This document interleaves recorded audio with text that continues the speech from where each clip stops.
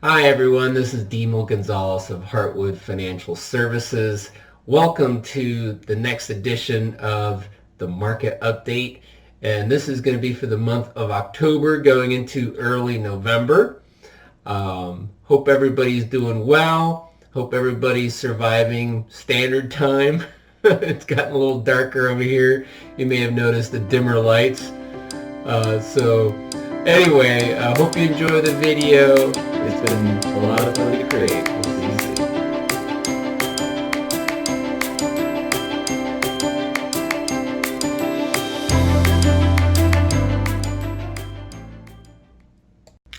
Okay, so here are asset class returns for the month of October and also year to date. As you can see in general, the month of October was pretty good. You can see the large caps were up 2%. Even the small caps were up about 2%. A couple things that changed for the month was you can see fixed income here was down just a little bit.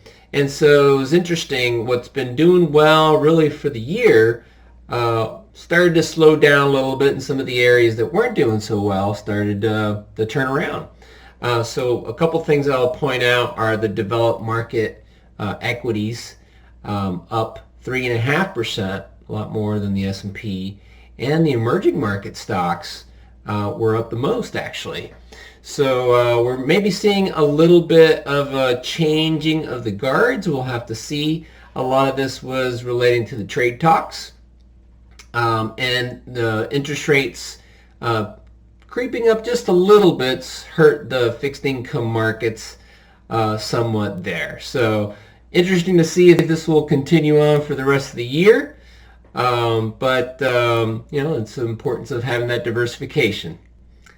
And here's the math of the market chart. This is basically what I use to measure if the market's cheap or if it's expensive.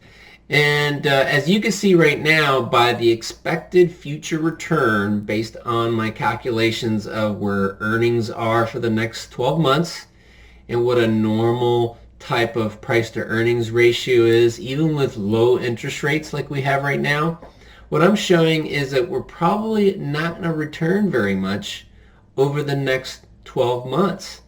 In fact, it's about the same as bonds right now. So I think maybe all the pessimism from a couple months ago has swung the other way and become a little too optimistic. And maybe these trade deals will happen. Maybe Brexit will come to a close without a lot of drama. I hope so, but I'm still a little cautious about that. The market seems to be pricing in almost perfection here.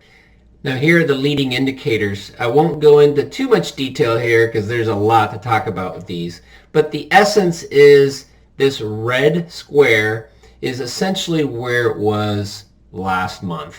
So we haven't really changed that much. A few things have gotten a little bit worse. A few things have gotten a little bit better. The yield curve spread has actually improved. The Fed's been lowering rates. The longer term rates have been going up. We're getting a normal yield curve again. So that's been improving. Housing has been improving. But consumer sentiment went down a little bit. And we're starting to see some job openings that are starting to drop a little bit, showing very good numbers yet, but starting to slow down. So essentially, we're about the same when it comes to the leading indicators. They didn't dramatically improve. So what's the outlook?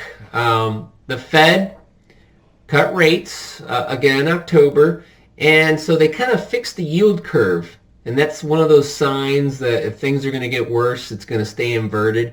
And it didn't stay inverted for very long. So that's actually a very positive sign.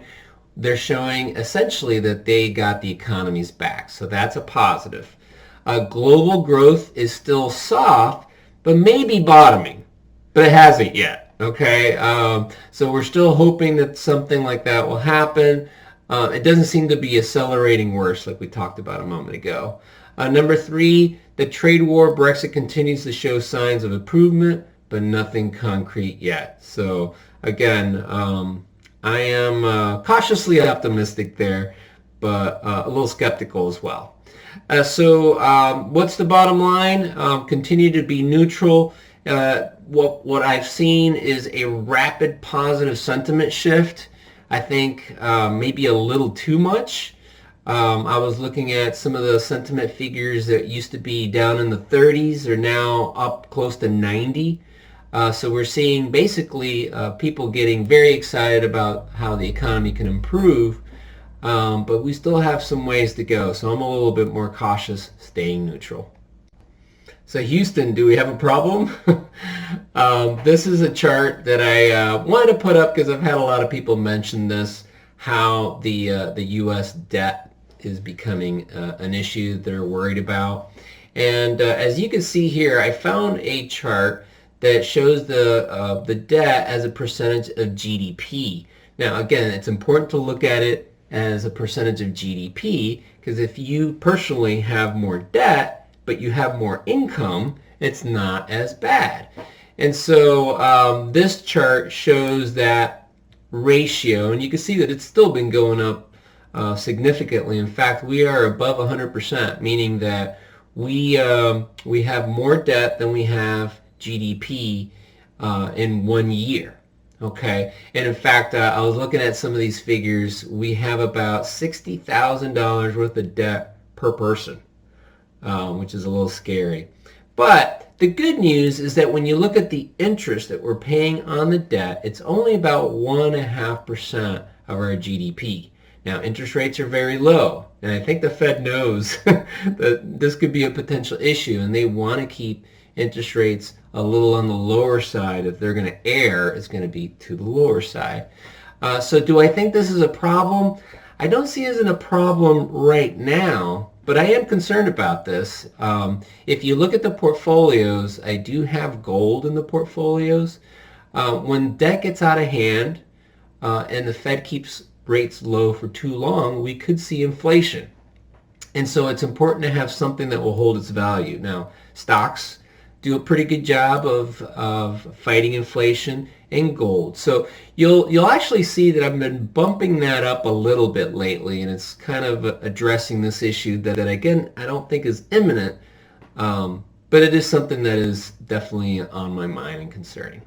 So finally, I want to conclude with this a little teaching here from the Bible. Sometimes people will ask me, well, what does the Bible teach about the wealthy?